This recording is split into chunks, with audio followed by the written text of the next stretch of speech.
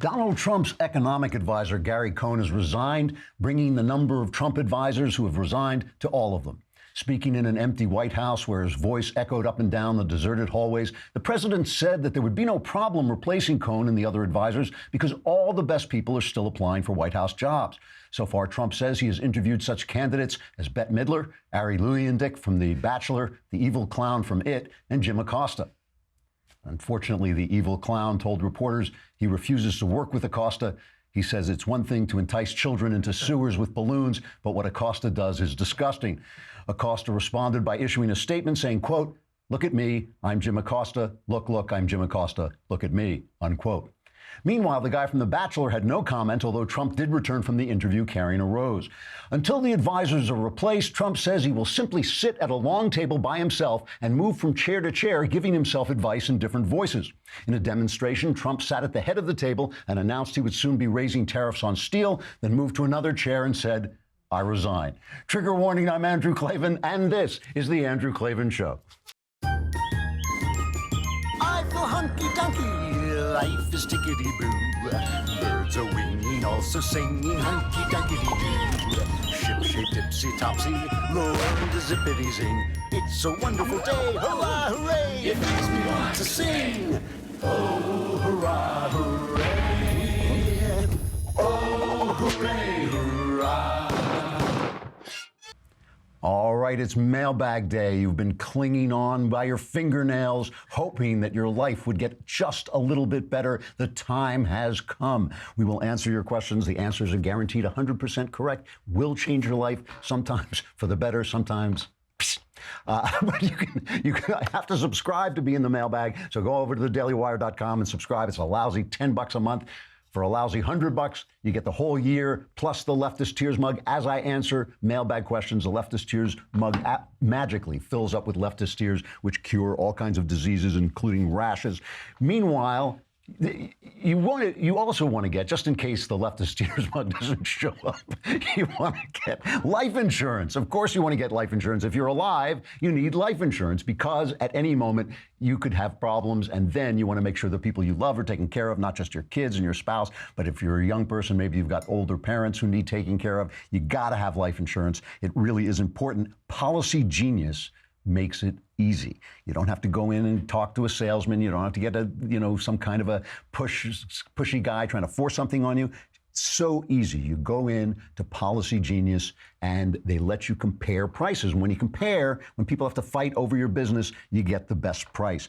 They really make it so easy. It's the easy way to compare and buy life insurance online. In just 5 minutes, you can compare quotes from over 15 life insurance providers. And when you compare quotes, you save money. It's that simple. In fact, Policy Genius has helped over 4 million people shop for insurance and has placed over $20 billion in coverage. That's not just life insurance. They insure everything that's in your life, like your health insurance, disability insurance, pet insurance, and renter's insurance. If you are putting off getting life insurance, don't do it. Don't do it because they call it insurance for a reason. It insures you. It's never been easier to buy. Rates are at a 20-year low. Go to policygenius.com. Policygenius.com. It's the easy way to compare and buy life insurance. Go on over and do it. Now, yesterday, we were talking about that moment when a narrative starts to take hold of you emotionally, right? Like you're watching a TV show and somebody dies on it and suddenly you're crying over a person who doesn't exist. And this works whether it's fiction or nonfiction. So the news media creates this sense of terror and emergency and chaos. And suddenly you find yourself all excited and energized, just as if you were watching a TV show, but the question is what they're talking about, does what they're talking about exist? And the reason they do this with Republicans, they did it to George W. Bush. Everything he said, everything he did was a scandal.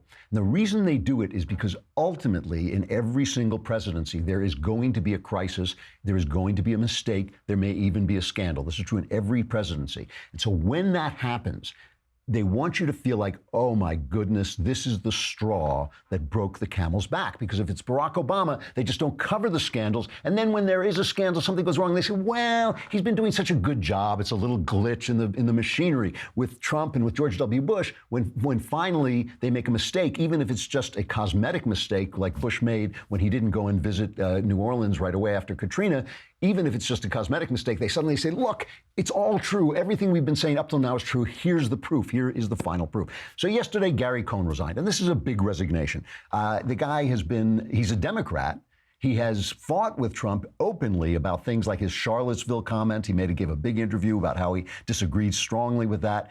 But he's been a avid free trader. He pushed the tax cut. He has been a big regulation cutter, which, as you know, is one of my pet peeves, regulations. I think it's great that he did this. And there's speculation, and this is speculation, but there's speculation that because Trump started talking about tariffs, obviously, Cohn was on the side of no tariffs, of free trade. There are other guys in the White House who are in favor of tariffs and protectionism, and there's speculation that that is why Cohn left. So he's an important guy, and it's, again, you don't like to see the president get isolated with only people who share his opinions. You want people arguing with him. You want him to hear different sides, because Trump does listen. He does hear things. So the important narrative is that this is yet another resignation in so many resignations. Morning Joe put out this montage of all the people resign, all of their announcements of all the people resigning. This is cut 13. Michael Flynn has resigned. The White House Communications Director, Mike Dubke, has resigned. Press Secretary Sean Spicer resigning. Reince Priebus is out. White House Communications Director Anthony Scaramucci resigned. The senior administration official is confirming that Bannon will be leaving. Keith Schiller will be departing the White House. Health Secretary Tom Price resigns. The Deputy National Security Advisor is now leaving. Rob Porter is resigning. White House Communications Director Hope Hicks has resigned. The president's chief economic advisor, Gary Cohn, has officially resigned. So, but the bigger narrative here, of course, is that the White House is imploding, the White House is in chaos. If you type White House imploding, if you Google that, all these stories come up, but the thing is, they've been going on since Trump came into office. So we put together, this is a montage we put together, this is over the course of Trump's presidency. This is cut 16 of people basically selling you this narrative of chaos at the White House. Because it's been a chaotic week in the White House, even by Trumpian standards. I have never seen such chaos. I have never seen such infighting. A White House that, keeping them honest, just about any way you look at it, is a picture of turbulence, turmoil, and yes, chaos. What's the split on fear and loathing, and how do they now recruit folks to fill some of these jobs? It's a great question. I think fear and loathing are heading down the track toward a photo finish. Unglued. That is Donald Trump's current condition. We're not even through the first year, and there's just so much chaos and so much disruption. President Trump is at his Florida resort after a week of extraordinary turbulence that seems to signify a deepening crisis than some of the previous rocky weeks in this White House. What matters in all of this? What matters is chaos in the White House is bad for the United States and bad for the world. So it's bad for everybody. Chaos, chaos, chaos. Everybody's resigning. Everybody's walking out. And obviously, Trump is a chaotic guy. I'm not going to sell you any line. I mean, these narratives always work when there's an element of truth in it. Trump tweets out the new fake news narrative is that there's chaos in the White House. Wrong. People will always come and go. And I want strong dialogue before making a final decision. I still have some people that I want to change, always seeking perfection. There is no chaos, only great energy. And then he came out yesterday and he said this. This is cut number 2. The White House has tremendous energy. It has tremendous spirit. It is a great place to be working. Many, many people want every single job. I read where, maybe people don't want to work for Trump. And believe me, everybody wants to work in the White House. They all want a piece of that Oval Office. They want a piece of the West Wing. And not only in terms of it looks great on their resume, it's just a great place to work. It's got tremendous energy. It's tough. I like conflict. I like having two people with different points of view, and I certainly have that. And then I make a decision. But I like watching it. I like seeing it, and I think it's the best way to go. I like different points of view. So everybody wants to work at the White House. He says here, just for a dissenting opinion, here is a economics professor from the University of Chicago, Austin Goolsbee, asked if he would like to take Cohn's place. I wouldn't take that job if it was the last job on earth. Why? Well, because the focus of the administration, to my mind, has been not where it should be, and now this slapping of tariffs threatens potentially to lead to an escalating trade war, if not an outright global recession. So that'd be category A. But category B, there's chaos on the personnel side in the White House. And you see that not just on the economic team. You've seen in communications, on the political side, on foreign policy, in the chief of staff role, now on the economic team. Unprecedented turnover of personnel. And I think that's a sign that it's not a healthy environment. So, you know, there's a certain amount of truth to this. In most presidencies, after 2 years, people start bailing. You know, if St. Francis were President St. Francis, people would still bail after 2 years. It's just that high pressure, that tough. It's that hard a job. Trump is no St. Francis. I mean, obviously, he says it himself. He likes conflict. He likes a little chaos. He likes things going on like that. If you're in a high-pressure job and you're a normal human being or even a very high-functioning human being, after about a year, you start to think like, I don't think so. You know, I'm out of here. I've done my job. But, you know, there have been about 19 major people who resigned, but I want you to listen to some of the people who resigned, just so you actually get a real sense of it. Preet Bharara, he is the guy, the U.S. Attorney for the Southern District, who basically defied Trump, and Trump got rid of him. Sally Yates, also Attorney General, said she wouldn't enforce some of Trump's anti-immigration things. She was fired. Michael Flynn, he was the guy who got caught on that phone call. Pence was angry at him and that he lied about it or didn't come clean about it. Very unclear exactly what Flynn did wrong. He resigned. James Comey, fired. Obviously, a guy who was not doing what Trump wanted him to do. You know, so some of these people are just people who didn't get along. Anthony Scaramucci, bad hire, right? Came in, did this, and certainly Steve Bannon as they adjusted. My point about this is this: Trump is a neophyte. He comes in, he's never been a politician before. He's going to make more mistakes than other presidents in terms of hiring, in terms of, you know, you bring in Steve Bannon, and Steve Bannon is doing a good job in the campaign, and suddenly you think, you know, Steve Bannon doesn't know what he's doing. He proved that with Roy, what's his name, down in Roy Moore, thank you. He proved that with Roy Moore supporting it. He didn't really know what he was doing, so Trump caught on to that. He got rid of him. So you're seeing a little bit of this. Obviously, there's also stuff that's not so good. Rob Porter was badly handled. The guy who was accused of beating his wife, that should have been caught earlier on. It's a shame to lose Hope Hicks. It's somebody who you know, really was attached at the you know, it was like his right arm, and it's a shame to lose her. But some of this is being overplayed because of the fact that he's a neophyte who is in opposition to the Washington establishment. So you've got the real chaos that is part of his managing style and his personality, but also you've got a little extra chaos from the fact that he's just coming in here, you know, he's coming in as an opposition guy, you know, as a guy who's opposed to the way things usually run. He's learning the ropes. So it was a little bit half and half on there. Also, one of your letters, when I asked you what would cause you to abandon Trump, one of your letters said, and I can't remember, unfortunately, the name of the person who wrote this in, but one of the letters was that the very fact that Trump is unpredictable is a bad thing. The president should be predictable. I get that. I understand that. You certainly want the president his word to be good. The problem with Trump is he is a constant negotiator. And in a negotiation, it is an understood thing that everybody's not telling the truth, right? So you're not really lying because everybody understands when I say, this is my last offer, everybody understands that I'm taking a shot. I'm bluffing. It's like playing poker. You're playing poker. Nobody says, oh, you said you had a great hand and I turn over your cards and you don't have anything. You're a liar and a sneak. You know, you were bluffing. It's part of the game. And Trump plays everything like that. He plays everything like that. So some of his statements not being true, some of his statements and dialing them back are part of a negotiation technique. It's not politics as usual. It's tough to deal with in a world where your word really matters.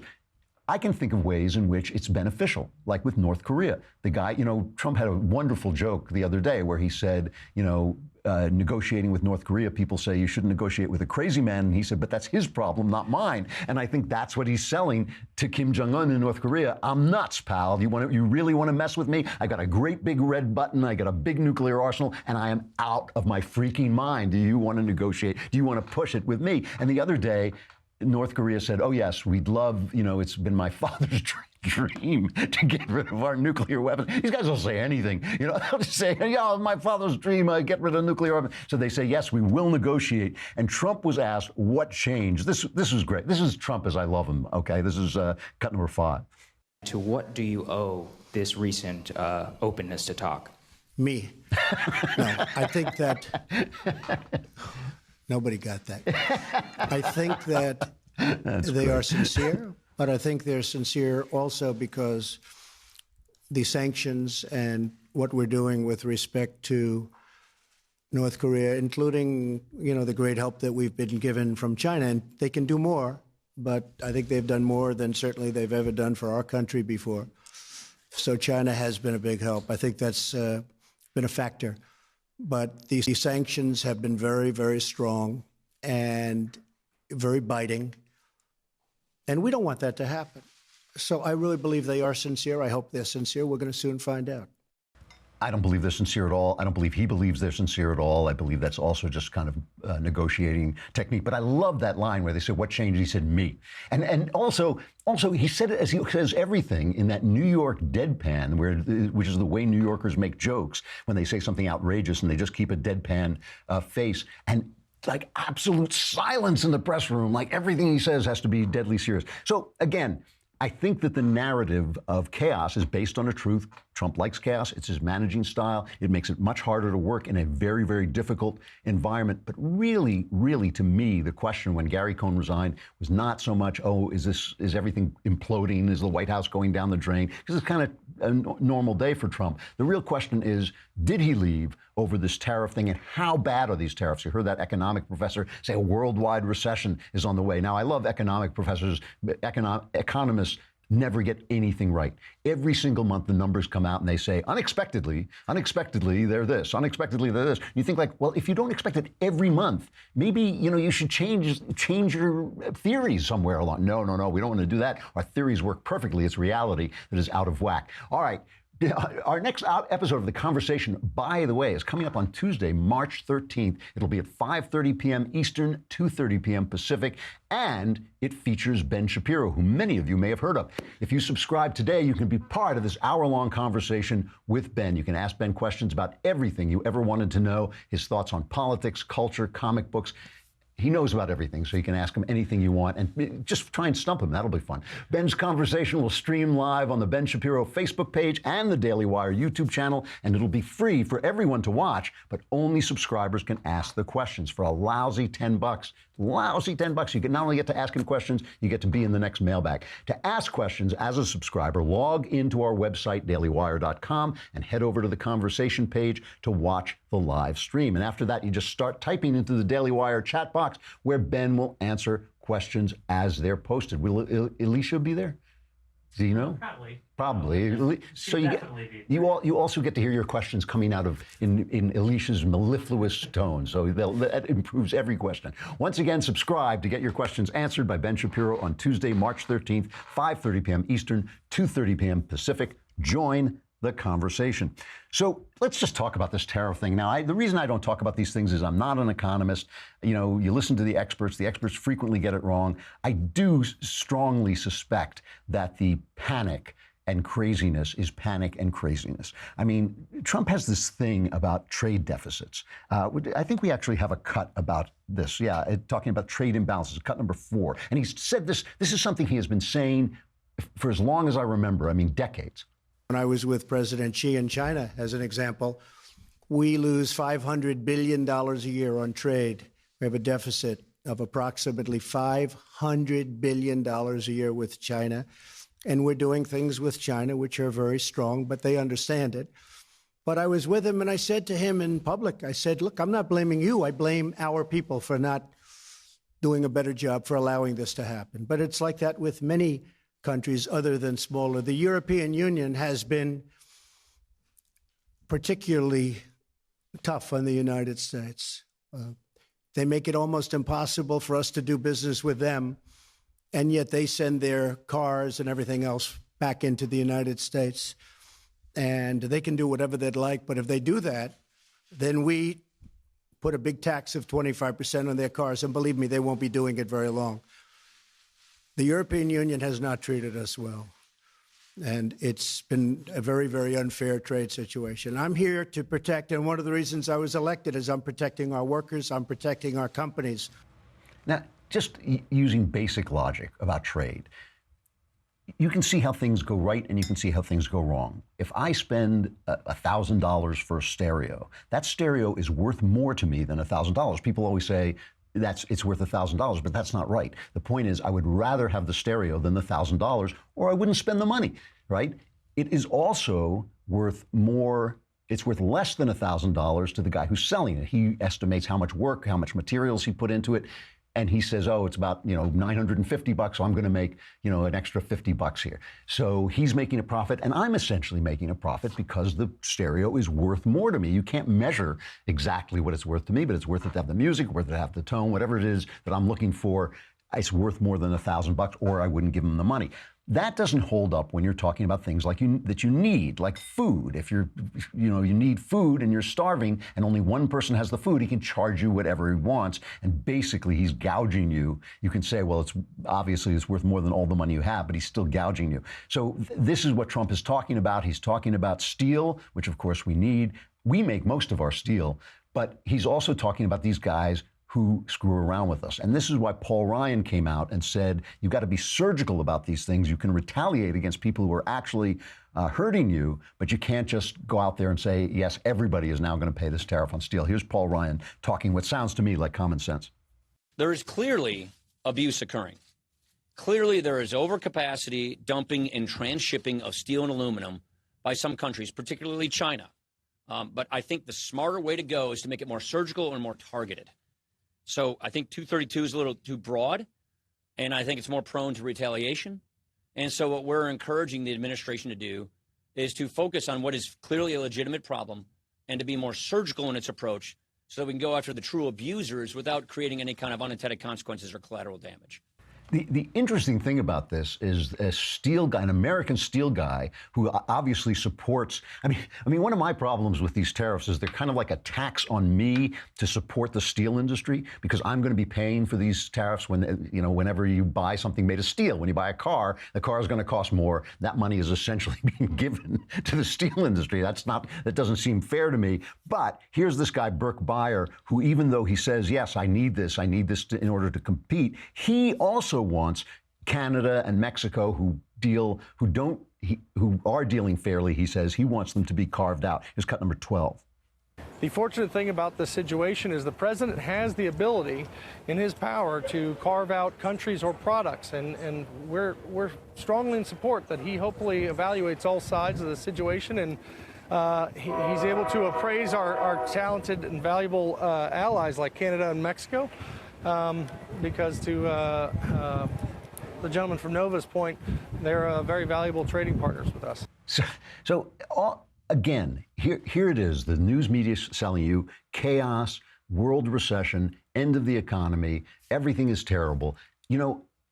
In all of this stuff, there's sense to be made. When you're listening to Paul Ryan, he's talking sense. When you're looking at Trump negotiating, Trump is frequently talking more sense than even he sounds like, because he has that brash style and he always goes in guns blazing, and he always says the most extreme thing that he can say in every negotiating session. And this is a negotiating session. He is basically saying to these guys, hey, straighten up and fly right, or we're going to nail you. And you want to get in a trade war? I'm ready. I'm ready for a trade war. So you have the press going, it's a trade war. And he's saying, I don't care. All of that is nonsense. All of that is narrative. It's just a negotiation that's going on. And we'll see.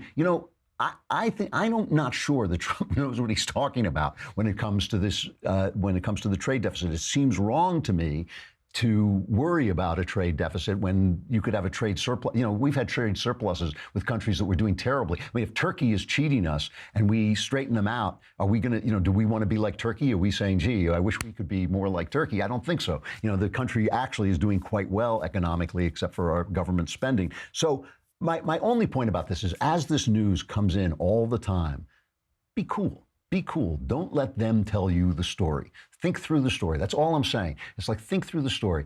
When you're watching a mystery story, I remember this. There's this one that's a trial story where there's a guy who looks like the good guy and a guy who looks like the bad guy, and the good guy turns out to be the bad guy. And I just thought, that's not real. That's not like real life. I'm not going to be surprised by that, because that wouldn't actually happen in real life. Well, this is the same thing. Is the chaos really happening? Yeah, but it's a managing style. Are we going down the drain because of tariffs? No, it's a negotiation. These are things that you can disagree with, you can have different points of view on, but don't let them sell you this chaos and panic, because that is a technique they are using because a Republican is in office, and a Republican they especially dislike. All right, we got the mailbag coming up, but I got to say goodbye to Facebook and YouTube. Bye. You should be at the you know, we're casting you out into the exterior darkness where there's great weeping and gnashing of teeth for a lousy $9.99 a month. You don't have to have the weeping or the gnashing of teeth, although feel free to weep and gnash your teeth if you want. Come on over to thedailywire.com. You can hear the rest of the show.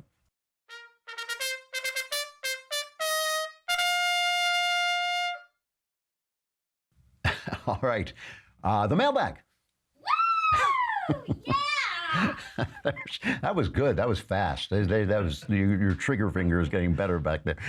From Jacob. Hello, Sir Klavan. How should one go about arguing for same-sex marriage on the grounds of freedom, but against incest with a secular argument, and taking out the argument that it could be harmful to a child from an incestuous marriage?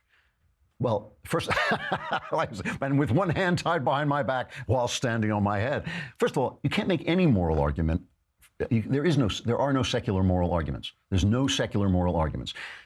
You can prove this to yourself with a little handy-dandy experiment. Go in and try and make a secular argument to yourself, and then after each argument you make, ask yourself why, or why you should care. So if you say, well, it's for the good of society, say, why should I care about the good of society? Why shouldn't I care about my own good? If they say, well, it'll make you happy, well, somebody else could say, no, an incestuous marriage would make me happy.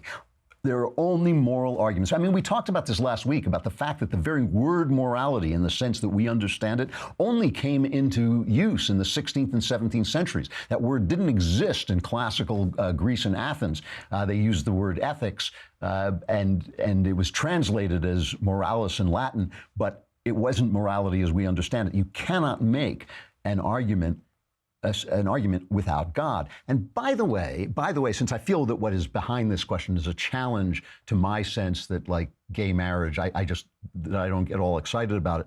My point about gay marriage, listen, marriage, as we understand it, is an invention of the church to protect women. That's why it was invented, to protect women and to basically organize society into a family so that becomes a building block of freedom. If a family is a self-governing unit, you don't have to bring the government in to govern it. We know that the left hates the family because they want the government to come in and govern everybody's life. Okay, fine. And my opinion is that that was the definition of marriage for 2,000 years.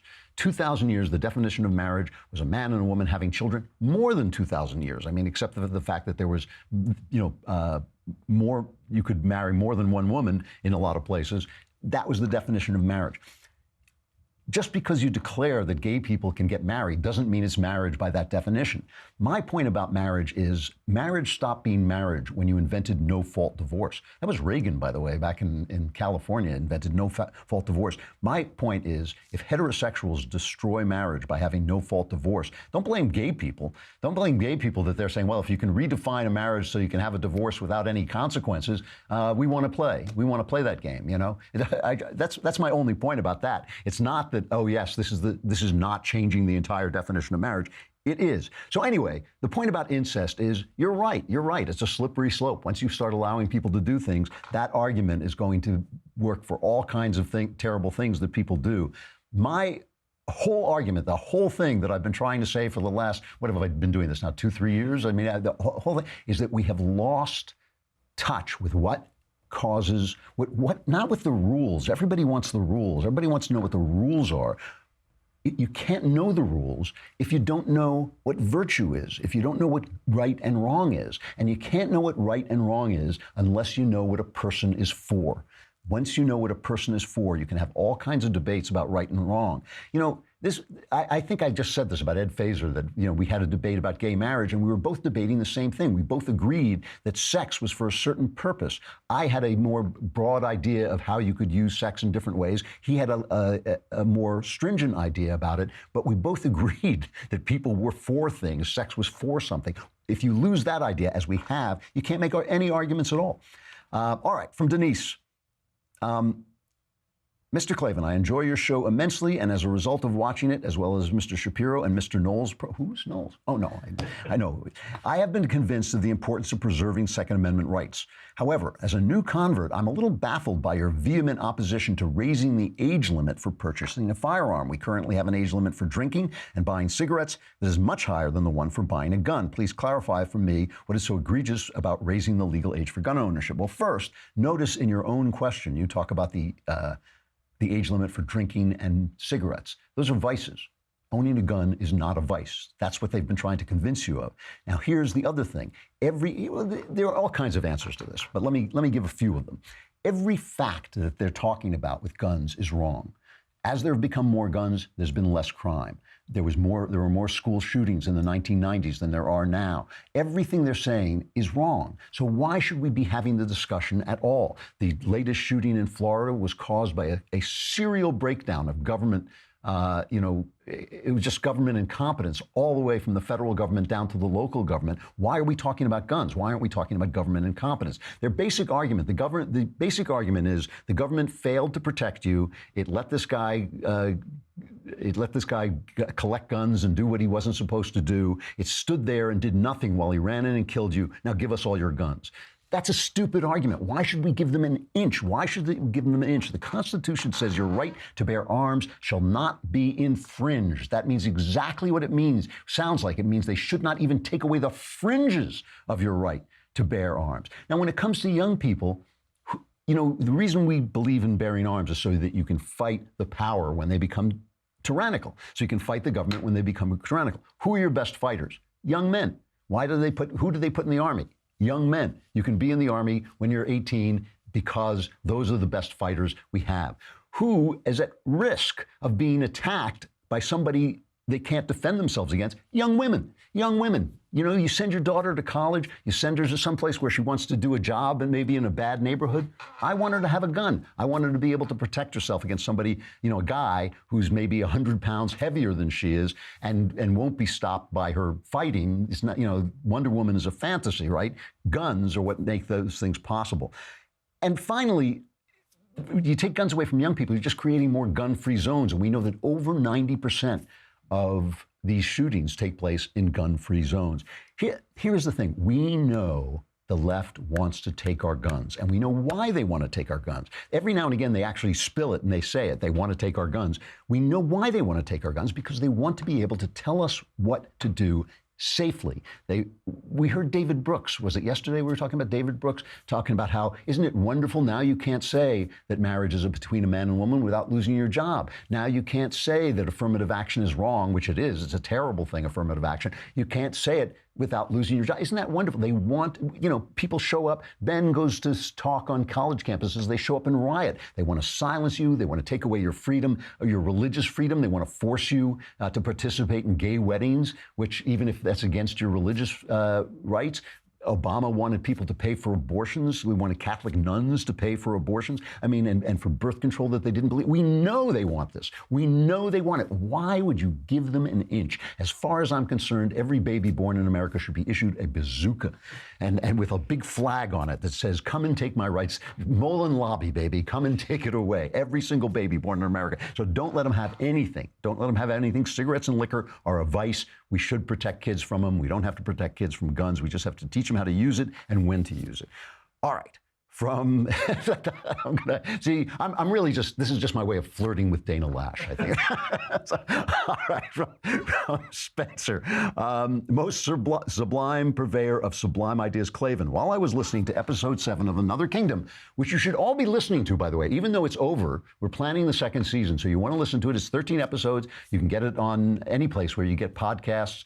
Starring the world's heartthrob, Michael Knowles, in a very exciting fantasy suspense adventure. All right, so I was listening to episode 7 of Another Kingdom the other day. I couldn't help but notice that the character Serge Orozco bears an uncanny resemblance to the all-too-real megalomaniac George Soros. Both are foreign-born billionaires with insidious plans to implant their egos indelibly into the course of history. Their similarities are further underscored by the fact that the name Serge Orozco appears to be an anagram of the name George Soros. Was Soros actually your inspiration for the Orozco character, or are these similarities a mere coincidence? A mere coincidence.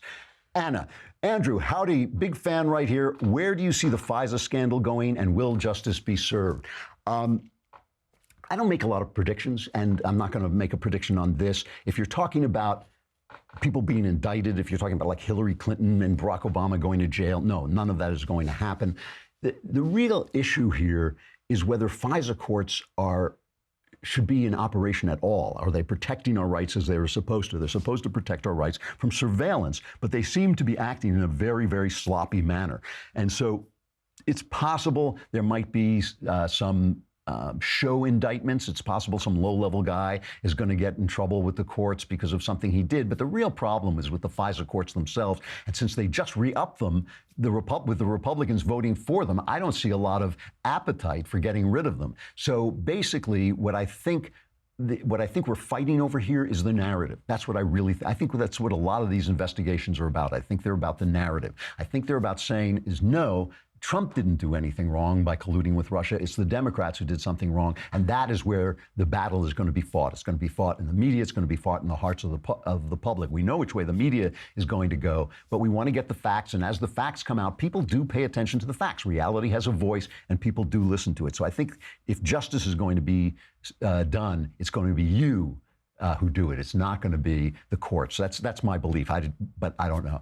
Now we have a question. I don't usually allow this, but we let our guy Austin get a question in because he had a good question, and he is technically a subscriber because they give us a subscription. I have no idea what Austin does for a living. He sits back there every now and again. I hear his voice in my headset, but what he's doing, drinking probably. I have no idea. But he has this really interesting question, which is: can an AI, an artificial intelligence, have a relationship with Jesus Christ, and if so, can it go to heaven? It's a great question. You hear thoughts like this all the time. My take on it is this: we are not an intelligence. A person is not an intelligence. A person is a complete entity. He is a spirit being spoken in the language of the flesh, right? So he's not a brain in a test tube. He is not a reasoning machine. He is reason. Interacting with the flesh, interacting with death, interacting with aging, interacting with disease, interacting with lust, interacting with all these things. If you invent a person, not an artificial intelligence, but if you invent a person, an actual person, then yes, of course. I mean, all Jesus is God, the Spirit of God, the Logos, in the language of flesh. So yes, if you invented a person, I don't think God cares if people are created in a test tube. I don't think God cares if people are created in a workshop, if they are really people. But AI is not people. I don't care how good they get at playing chess. I don't care if they can imitate poetry. I don't care if they can imitate feelings. If they are not in relationship with death, if they're not in relationship with flesh, they actually are not a spirit being spoken in the language of flesh. They may be something else, in which case I have no idea how that works theologically. But if you can create a person, I think, yes, the person can be in relation with Jesus Christ. From Benjamin: I am 20 years old and an aspiring writer. I'm taking a few creative writing classes in college, but I do not know what my next step should be. Is there any sort of apprenticeship or internship I could apply for? Thank you so much for considering my question. I've been a subscriber and daily listener for a really long time. You and Ben are the only people keeping me sane in this political environment right now. I can understand that, I mean, when you watch TV, you sit there and you go like, what? This is like a fantasy. And there's so much of it that even I occasionally get tempted to think like, is it me? Is it, am I wrong? And then you kind of go back and read the Constitution, the Bible, and think, oh no, it's them. It's always them. Writing, being an aspiring writer, I always say writing is a great job, but a tough profession. It's wonderful to do, but it is a very difficult profession, and it has gotten in some ways more difficult, in some ways easier. It's gotten more difficult because there's just so much material, and there's so many people who want to spread your material around without paying you. So a lot of people want eyes, and they'll say, I'll do anything to get eyes on my work, but they don't take pay. And of course, I'm a professional writer, and I always, people write to me all the time and say, will you write for my site? And I say, well, what do you pay? And they say, well, we don't pay, but we have millions of subscribers. And I say, I'm a professional writer. Professional means you get paid for what you do. That's why people do things professionally. It's their living. So it's gotten very difficult in that way. Here's the advice I give to writers. Read everything. I mean, read everything in your field. If you want to be a novelist, read every novel you can get your hands on. And I don't mean just the one that was written last week. I mean Dickens, Tolstoy, Dostoevsky. Read all the greats. If you're in a different field, read that stuff. Really know what you're doing. Secondly, and even this should be firstly, really, learn grammar. Because I get so many letters from writers who say, I would like to be a writer, and there's grammatical errors in their letter. And you think like, if a carpenter showed up at my house with a hammer and he said, do you know how to use this thing? He's holding the wrong end of the hammer and he's hitting it with it. I would just say, get out, you're fired. The same thing with writers. These are your tools. Words are your tools. Grammar is your tools. You can only break the rules if you know what they are. What to do professionally? Well, I believe I did everything wrong professionally. And, I managed to get here through sheer grit and luck and determination, But I do think it's good to find a mentor if you can, a really good mentor. I do think it's good to find an internship with magazines. It depends what kind of writing you want to do. There's no internship for fiction. These classes that people take, I don't know I never took one. I don't know how helpful they are. I suppose it's helpful to discuss to get readings from other people, I think is always helpful. But I think that if you can get an internship on a magazine, if you want to be a journalist or a newspaper, I think that's great. And I think that the thing that helps writers, that helped me as a writer more than anything, was a job I had writing news, because I had to hit deadlines every minute almost. There were 4 televisions going on at the same time. There was a radio playing. In those days, there were teletypes, which had this amazingly loud pounding noise. In this newsroom, I think there were 4 teletypes going, and you had to write really well while all that was going on. So now when I sit in my workshop and maybe I hear a leaf blower down the street, it's like, dude, you don't know who you're doing. You'd have to bomb my workshop before you could disturb me. So those are my pieces of advice. It is a tough job. I got a letter from somebody who got a rejection the other day, and they were brokenhearted. And I said, there's a wonderful scene in Lawrence of Arabia, the movie Lawrence of Arabia, where Lawrence lights a match and lets it burn down to his fingers, past his fingers. And the guy watching him says, what's the trick? And Lawrence says, the trick is not minding that it hurts. And that is the way you have to deal with rejection in the writing game. The trick is not minding that it hurts. So it's a tough profession, and if you follow my mother's advice, you'll become a lawyer and do it in your spare time. I never did. All right, Tickety-Boo News. Where's the together? See, Austin got the thing, and then he dozed off because after I answered his question. Tickety-Boo News. Listen, I am, as you know, really libertarian about people's sexual practices. I don't care what people do as long as they don't hurt each other and not lie to each other. Doesn't mean it's good for you. Doesn't mean you're doing the right thing. It doesn't mean you're not sinning before God. It means it's none of my business. That's the only thing. But I have to say, some of this S&M stuff that I see has really gotten to me. And I don't mind a little, slapping each other, whatever people do, tying each other up with towels, whatever you want to do. But when I see, I watch the show Billions, which I really enjoy. I think it's on Showtime, and one of the guys in it is a masochist, and his wife, who is his dominatrix, burns him with cigarettes, and I'm like, that I wouldn't be excited sexually for a month after you did that to me. And then I saw that picture, 50 Shades of Grey. I kind of skimmed through it just to watch the sex scenes. And I was thinking, you got to be kidding me. This is what women are daydreaming about. They're beating this poor woman up. However, none of that has shocked me as much as what I saw. This Mistress Velvet, who is a black dominatrix, who says that this is what she does to her clients. Listen to this. It's very wonderful to be a black femme whipping a white man.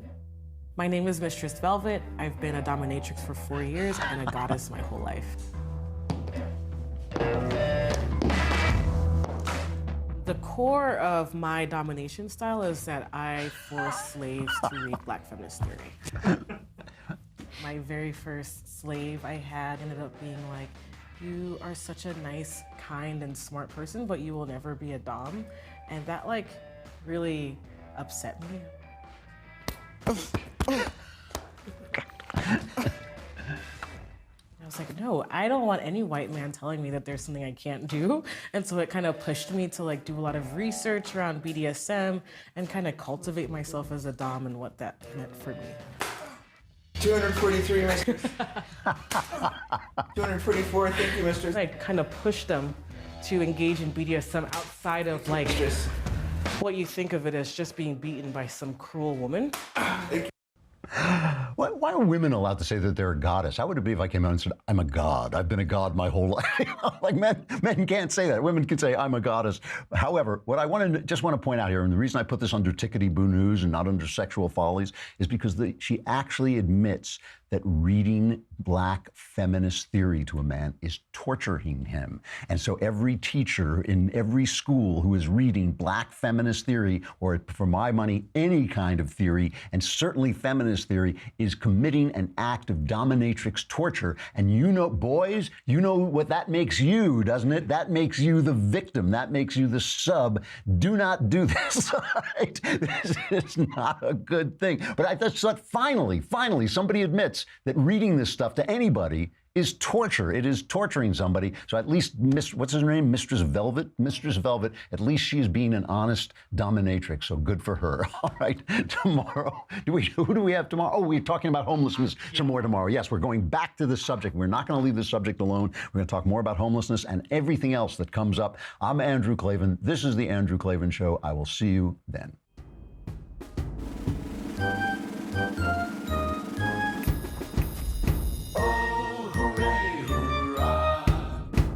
The Andrew Klavan Show is produced by Robert Sterling. Executive producer, Jeremy Boring. Senior producer, Jonathan Hay. Our supervising producer is Mathis Glover. Technical producer, Austin Stevens. Edited by Alex Zingaro. Audio is mixed by Mike Cormina. Hair and makeup is by Jesua Alvera. And our animations are by Cynthia Angulo and Jacob Jackson. The Andrew Klavan Show is a Daily Wire Forward Publishing production. Copyright Forward Publishing 2018.